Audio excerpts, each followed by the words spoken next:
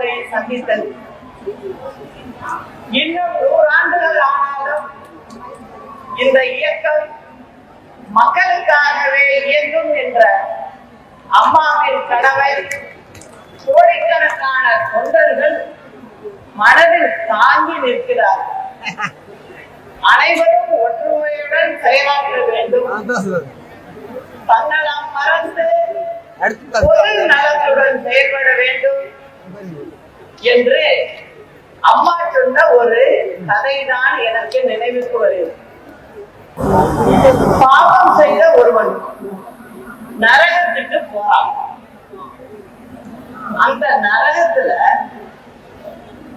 போயிட்டு இருக்க பாதையில ஒரு சிலந்தி பூச்சியை மிதிக்காம காலை தூக்கி வச்சு போறான். அந்த ஒரு சின்ன கொஞ்சம் புண்ணியத்துக்காக மேல இருக்கிறவங்க, அதாவது சொர்க்கத்துல இருக்கிறவங்க, மேல ஒரு சிலந்திய சொர்க்கத்தை நோக்கி வந்துருக்கு. அதனுடைய இடம் கீழே வரைக்கும் தொங்குது. அந்த நூலை புடிச்சு நீ மேல வாப்பான்னு சொல்றாங்க. அதனால இந்த மனிதர் என்ன பண்றாரு, அந்த நூல் இதைய பிடிச்சு மேல நோக்கி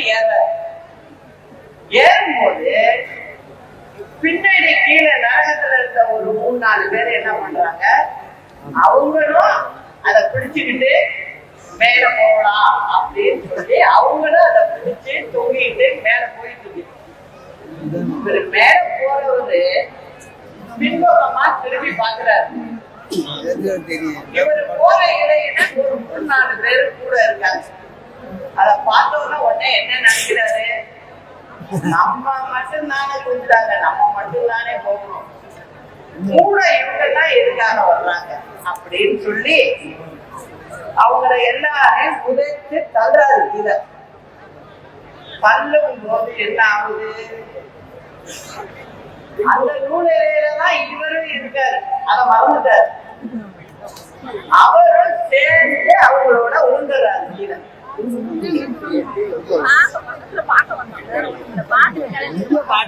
சேர்ந்து கீழே விழுந்துறாரு.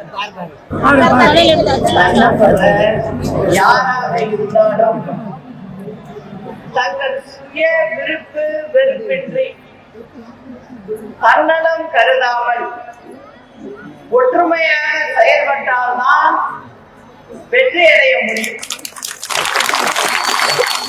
இதுவே தமிழக மக்களுக்கு செய்கின்ற மிகப்பெரிய நன்மையாகும். தீய சக்தி திமுகவை விரட்டி புரட்சி தலைவி அம்மாவின் பொற்கால ஆட்சியை கொண்டு வருவதற்கு கழகம் ஒன்றிணைய வேண்டும் என்பதை தொண்டர்கள் உணர்ந்திருக்கிறார்கள்.